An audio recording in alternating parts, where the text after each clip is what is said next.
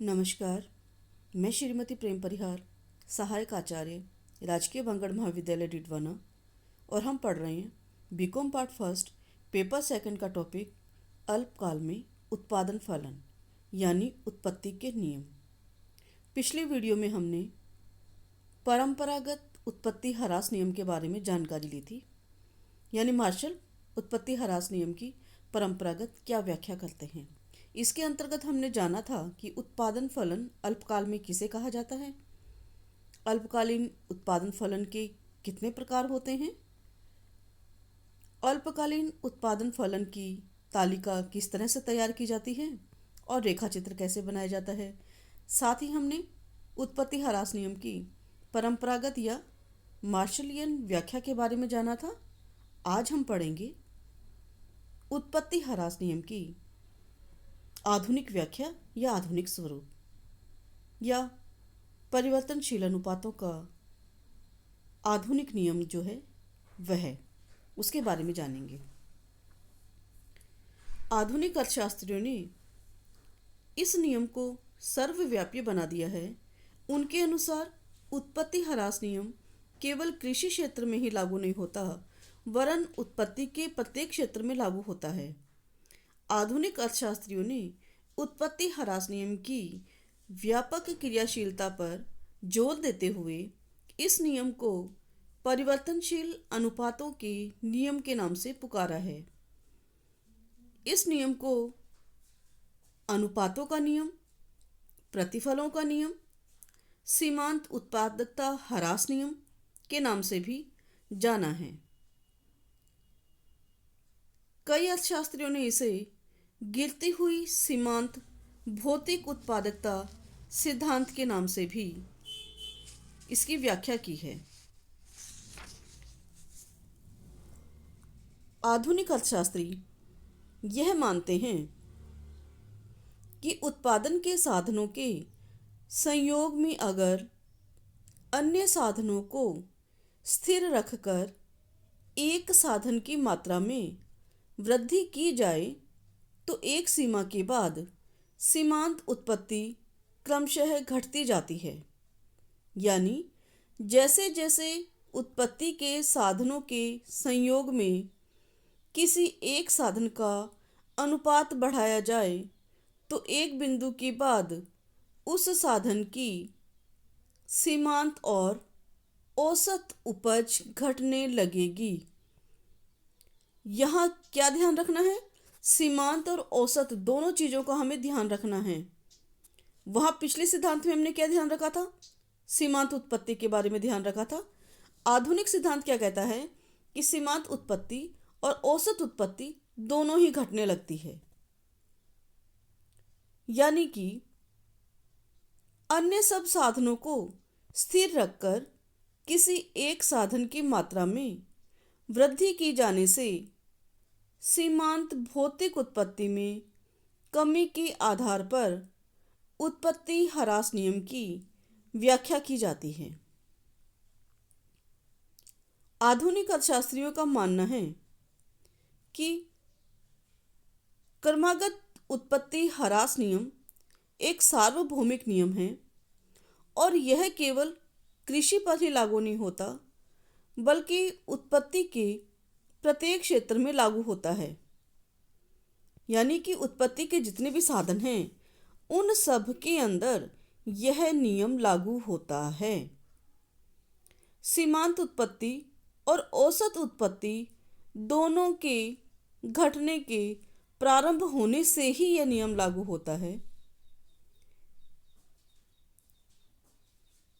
यानी सीमांत उत्पत्ति भी घटनी चाहिए और औसत उत्पत्ति भी घटनी चाहिए, तभी हमारा यह नियम लागू हो जाता है।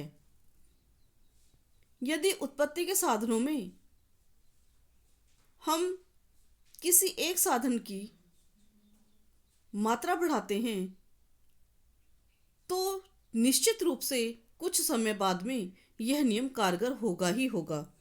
इस नियम को हम एक तालिका के माध्यम से भी जानते हैं। यहाँ तालिका के अंदर कुल उत्पादन, सीमांत उत्पादन और औसत उत्पादन को इस नियम के लागू होने का मापदंड माना है। किसी समय में प्राप्त कुल सामूहिक उत्पत्ति को कुल उत्पादन यानी टोटल प्रोडक्शन कहते हैं।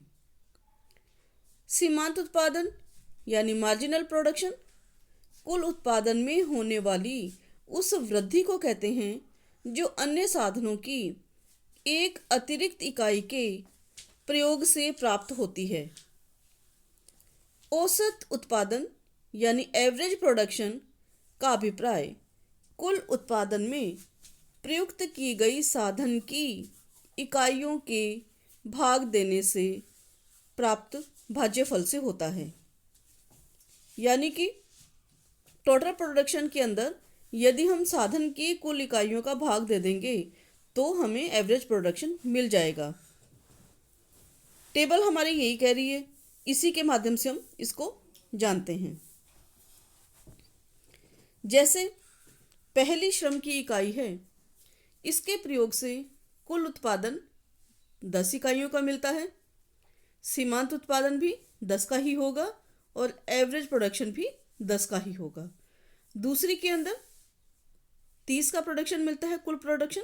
टोटल प्रोडक्शन हमारा जो है, सीमांत उत्पत्ति क्या होगी, जैसा कि हमने पिछले सिद्धांत में पढ़ा था, 30 माइनस 10 यानी 20। एवरेज प्रोडक्शन यानी कि टोटल प्रोडक्शन को इकाइयों से भाग दे देंगे, 30 को 2 से भाग दे देंगे तो 15 आएगा। ऐसे ही हम हमारी चौथी, पांचवी, छठी, सातवीं, आठवीं इकाइयों का कुल उत्पादन, सीमांत उत्पादन और एवरेज प्रोडक्शन ज्ञात करते रहेंगे। ये इकाई यहाँ पे 9 तक ही सीमित है। आप चाहें तो इसको 15 तक कर सकते हैं, 20 तक कर सकते हैं, जैसे आपके क्वेश्चन की डिमांड है वैसे आप इसको कर सकते हैं। तथ्य यहाँ पर सिर्फ ये समझाना है कि उत्पादन की अवस्थाएं कैसी हैं और इन अवस्थाओं के लागू होने पर हमारा सीमांत उत्पत्ति कैसी है और औसत उत्पत्ति कैसी है। हम देखते हैं कि इस तालिका के अनुसार पहली 4 जो हैं हमारी अवस्थाएं, 4 इकाइयों के प्रयोग की अवस्थाएं जो हैं, पहली इकाई, दूसरी इकाई, तीसरी और चौथी इकाई, इन चारों के प्रयोग की जो अवस्था है क्या है, वो प्रथम अवस्था। क्यों? क्योंकि यहाँ पे हमारा जो प्रोडक्शन है बढ़ रहा है और सीमांत उत्पत्ति इसके बाद में, तीसरी इकाई के बाद में हमें घटती हुई मिलने लगती है और एवरेज उत्पत्ति भी हमारी स्थिर होने लगती है। तो ये हमारी प्रथम अवस्था है। पांचवी और छठी इकाई, कुल उत्पादन हमारा स्थिर है, एवरेज उत्पादन हमारा कम हो रहा है। एक सीमा यानी छठी इकाई ऐसी है जहाँ पर 0 हो गया है और एवरेज जो प्रोडक्शन है वो भी हमारा कम होता जा रहा है। ये हमारी सेकंड स्टेज है, यानी यहाँ पे 0 जहाँ आ रहा है मार्जिनल प्रोडक्शन में, वह हमारी सेकंड स्टेज है। तीसरी स्टेज कौन सी होगी? 7वीं, 8वीं और 9वीं, इन इकाइयों के बीच में प्रोडक्शन हमारा कम बढ़ता जा रहा है, कम होता जा रहा है, यानी 90 से कम हर बार मिल रहा है हमें प्रोडक्शन। इकाइयों का संयोग जो है अधिकतम उचित संयोग नहीं है, अनुकूल संयोग नहीं है, जिसकी वजह से प्रोडक्शन कम होता जा रहा है और ऐसी स्थिति में सीमांत उत्पत्ति जो है हमारी वह भी कम होती जा रही है और साथ ही साथ एवरेज प्रोडक्शन भी कम होता जा रहा है जैसे ही हम नई इकाई का प्रयोग करते हैं। और यह अवस्था हमारी कौन सी है? तीसरी अवस्था है। यानी कि श्रम की प्रथम 4 इकाइयों के प्रयोग तक उत्पादन की प्रथम अवस्था रहती है, जहां श्रम की चौथी इकाई की सीमांत उत्पत्ति और औसत उत्पत्ति दोनों बराबर होती है। यानी कि चौथी इकाई पे हमारी सीमांत उत्पत्ति भी 20 है और एवरेज उत्पत्ति भी 20 है, यानी कि दोनों की उत्पत्ति समान रहती है। इसके बाद में सीमांत उत्पत्ति और औसत उत्पत्ति दोनों कम होती है, यहाँ तक कि श्रम की छठी इकाई की सीमांत उत्पत्ति 0 हो जाती है और उत्पादन स्तर इस बिंदु पर अधिकतम होता है। यह उत्पादन की दूसरी अवस्था होती है। इसके बाद में श्रम की 7वीं, 8वीं और 9वीं इकाइयों में सीमांत उत्पत्ति ऋणात्मक होने से कुल उत्पादन और औसत उत्पादन दोनों में कमी आती है, दोनों गिरते हुए स्तर को प्राप्त करती हैं। यह उत्पादन की तीसरी अवस्था होती है। यानी कि किसी भी उत्पादन को अगर हम अल्पकाल में प्राप्त करते हैं तो ये 3 अवस्थाएं हमें मिलती हैं। यह ध्यान रखना है, जहाँ सीमांत उत्पत्ति और एवरेज प्रोडक्शन जो हमारा है वो बराबर जहाँ होता है वहाँ फर्स्ट स्टेज होगी, और जहाँ पर सीमांत उत्पादन 0 होता है वहाँ सेकंड स्टेज खत्म होती है, और जहाँ से ऋणात्मक शुरू होता है वहाँ हमारी थर्ड स्टेज शुरू होती है। चित्र रूप में हम निरूपण करें तो हम ये देखते हैं, टोटल प्रोडक्शन का वक्र हमारा पहले चढ़ता हुआ और फिर गिरता हुआ, जैसा कि हम तालिका में देख रहे हैं। सेम वैसे ही निरूपण हमें यहाँ करना है, जैसा मैं हर बार बताती हूँ आपको। OY-X पे हमारी उत्पादन मात्रा है, OX पे परिवर्तनशील साधनों की मात्रा है।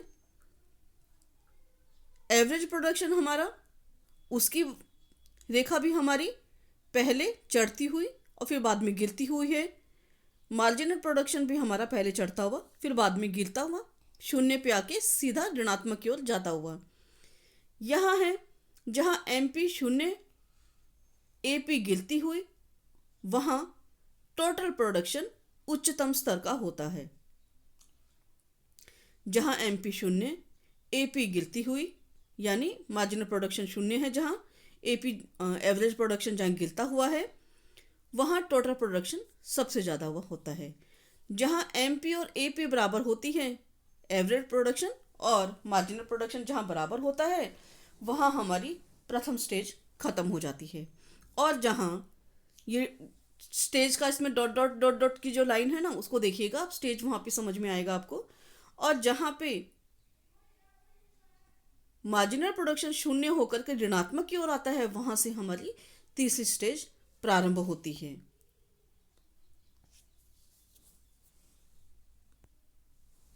सीमांत उत्पत्ति ह्रास नियम जो आधुनिक है उसकी क्या क्या मान्यताएं हैं। सबसे पहली मान्यता है कि भौतिक उत्पत्ति से संबंधित है। यह नियम केवल भौतिक उत्पादन से संबंधित है, यह उत्पादन के मूल्यों को नहीं बताता है। इस नियम का संबंध उस उत्पाद की भौतिक मात्रा से ही है।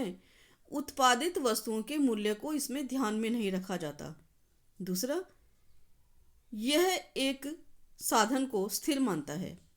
यह नियम तभी लागू होता है जबकि कम से कम एक साधन स्थिर तथा अन्य साधन परिवर्तनशील हो, या अन्य साधन स्थिर पर कम से कम एक साधन परिवर्तनशील हो।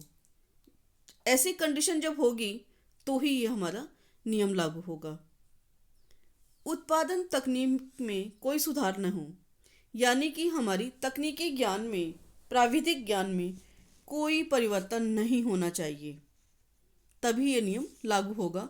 क्योंकि अगर इसमें परिवर्तन हो जाता है तो जो कंडीशन हम बता रहे हैं कि उत्पत्ति ह्रास नियम लागू होगा वो नहीं होगा, क्योंकि तकनीक में सुधार हो गया है। तो सुधार उस समय नहीं होना चाहिए, अल्पकालीन अवस्था होती है। और हम जानते हैं कि अल्पकालीन अवस्था बहुत कम समय की होती है, जिसमें इन सब चीज़ों में सुधार होने की संभावनाएं या गुंजाइश बहुत कम होती है।